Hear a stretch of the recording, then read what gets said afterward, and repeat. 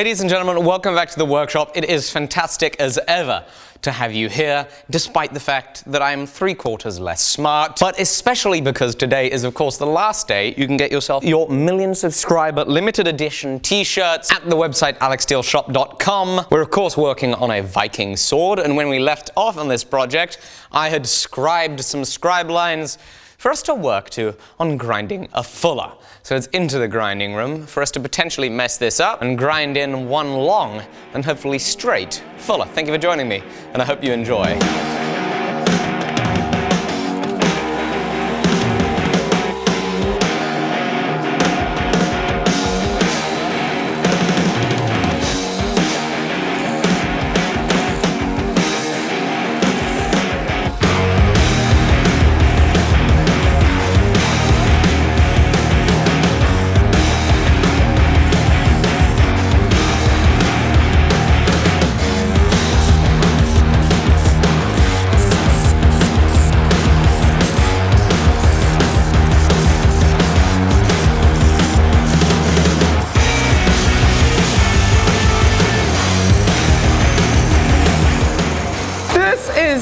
So difficult. Holy moly! The slightest little change in angle messes you up. I need to change my angle as I go because this tapers. Trying to keep to those scribe lines, that's some hard work.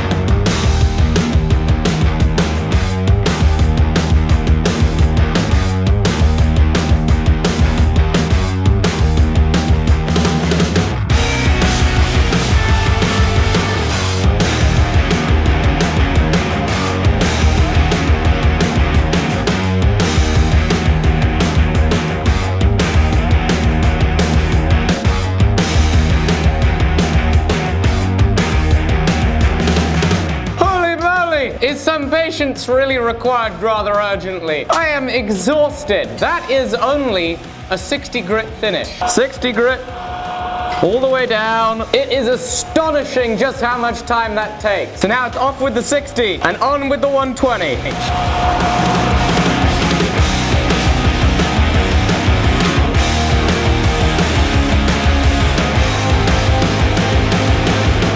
It was all going well, just finishing up the 120 grit. This side was looking semi-decent, and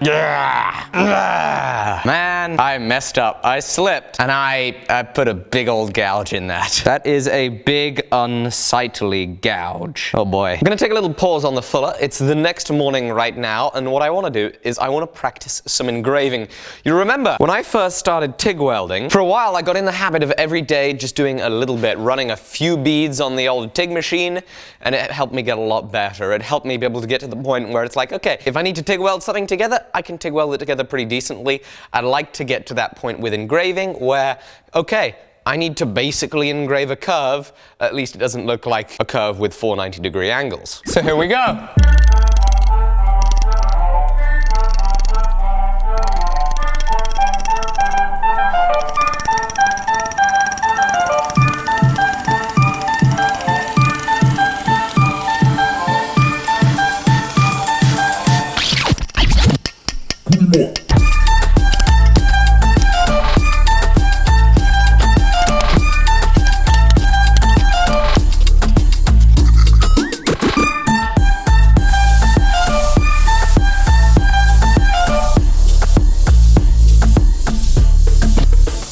Didn't go so badly. That's the first scroll that I've actually drawn. I picked myself up one of these fancy 1/2mm mechanical pencils, and it sketches fine on the steel, and so I was able to draw that scroll in, follow it, I think this is my best little bit of engraving yet. The arcs have a much more consistent radius, and so slowly but surely, as I practiced this yesterday as well, I think I'm going to begin to get that feel and establish the connection between all of the different components that go in to following a line with a graver. Enough procrastination. I think it's time that I get back to trying to fix that fuller. I'm also going to go up grits to 180, and hopefully we can get it looking better.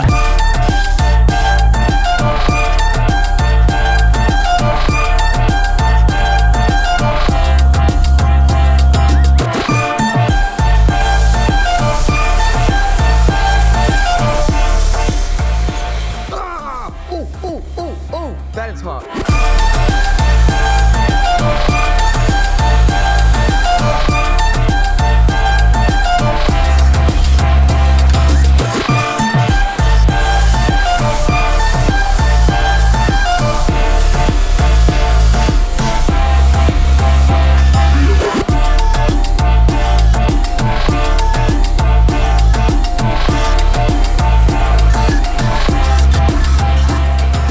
Okay, so we're out of the grinding room at an A45 Trizact belt finish, roughly equivalent to a 400 grit. Our grind lines are going laterally on the blade, however. On the final piece for the etch, we need those lines going all the way down the blade in one consistent path.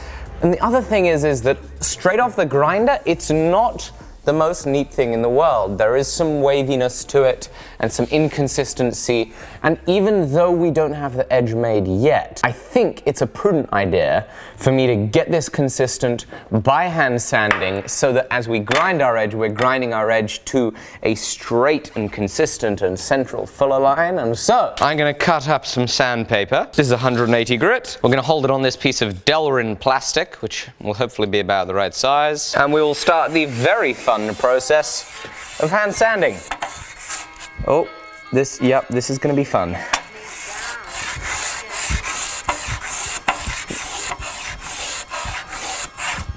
Just going to be a blast.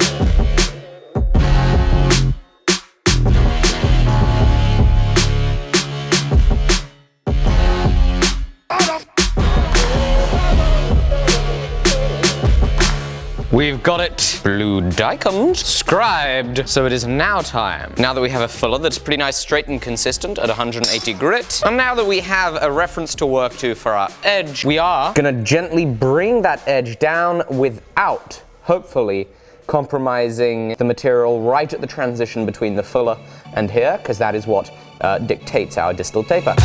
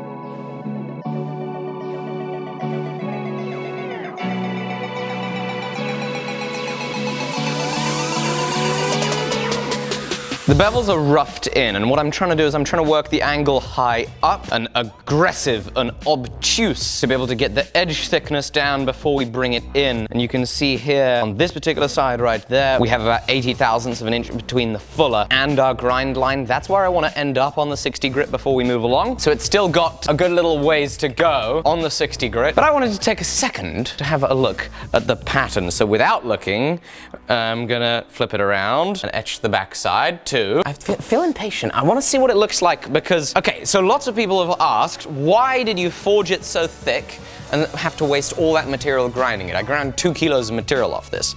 Well, the reason is that the pattern that we're trying to make, it's not as clear on the outside of the billet. And so what we're looking for is we're looking for the very middle of the billet for the most activity and the most excitement in the pattern. And so we needed to grind an equal amount off both sides so that hopefully we can see it. Hopefully it was worth it because I had to spend a really long time with a 9-inch angle grinder grinding off all that material.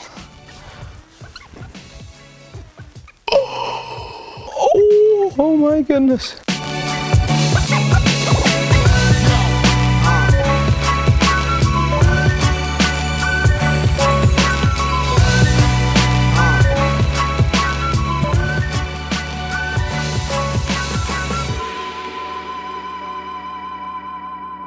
This pattern is unbelievable.